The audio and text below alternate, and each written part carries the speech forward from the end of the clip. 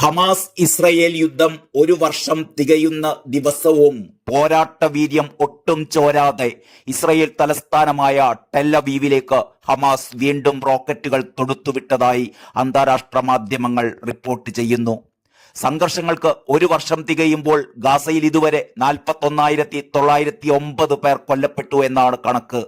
97,303 പേർക്ക് പരിക്കേൽക്കുകയും ചെയ്തിട്ടുണ്ട്. ഇസ്രയേലിലാകട്ടെ കൊല്ലപ്പെട്ടത് 1,139 പേരാണ് എന്നാണ് ഔദ്യോഗിക വിവരം. 200-ലേറെ പേർക്ക് പരിക്കേൽക്കുകയും ചെയ്തിട്ടുണ്ട്. അതേസമയം തെക്കൻ ലെബനനിലും ഇസ്രയേൽ ആക്രമണം ശക്തമാക്കാനുള്ള നീക്കത്തിലാണ് എന്നാണ് സൂചന. 130ഓളം ടൗണുകളും ഗ്രാമങ്ങളും ഒഴിഞ്ഞു പോകണമെന്ന പുതിയ ഉത്തരവ് പുറപ്പെടുവിച്ചിരിക്കുകയാണ് ഇസ്രയേൽ സൈന്യം. ഹിസ്ബുള്ള ഇവിടെ ചെറുത്തുനിൽപ്പ് തുടരുക തന്നെയാണ്.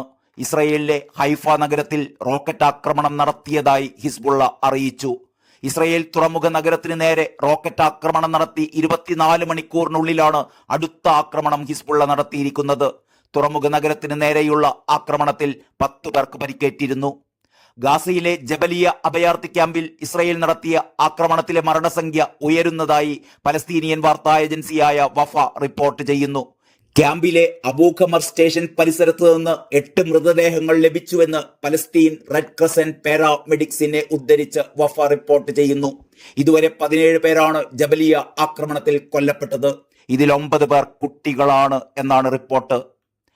ഗസയിൽ ഇസ്രായേൽ നടത്തുന്ന ആക്രമണങ്ങൾക്കായി ഇതുവരെ അമേരിക്ക ചെലവഴിച്ചത് കുറഞ്ഞത് $2,276 കോടി എന്ന് അന്താരാഷ്ട്ര മാധ്യമങ്ങൾ റിപ്പോർട്ട് ചെയ്തിട്ടുണ്ട്.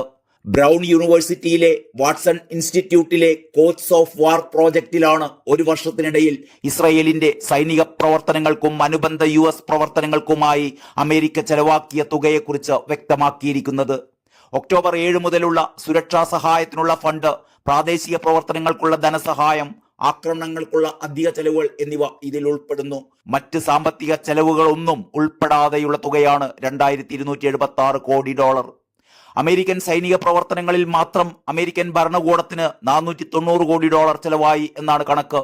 യമനിലെ ഹൂതികൾക്കെതിരായ പ്രതിരോധ ആക്രമണ പ്രവർത്തനങ്ങൾ US നാവികസേന ഇതിനിടെ ഗണ്യമായി വർദ്ധിപ്പിച്ചിട്ടുമുണ്ട്.